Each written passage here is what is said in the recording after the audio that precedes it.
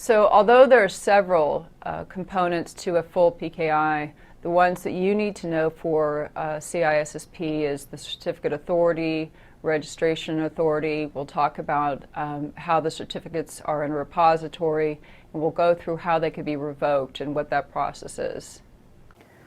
So a PKI, not only is it just for the trust, but it provides a lot of the things that we've covered already. We've talked about how symmetric keys are used to encrypt bulk data, how asymmetric keys are used to provide authenticity or authentication and non-repudiation. And basically, all the things that we've talked about up to now will work within this infrastructure. All the algorithms and the keys and the components that we talked about, this basically provides a whole infrastructure for all of that to work properly.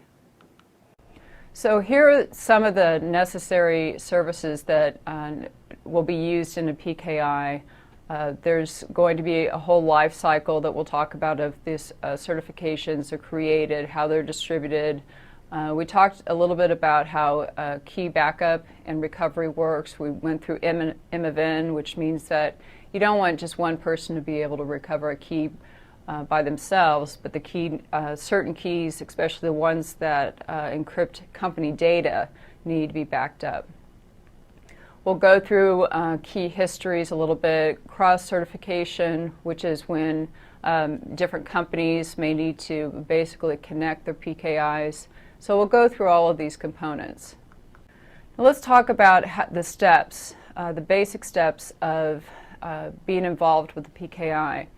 So let's say I want to be involved with the PKI, which means that I have to get a digital certificate. But where do I get this digital certificate? Well, the process is that I have to make a request to the RA, Registration Authority. And the Registration Authority is then going to validate my identity.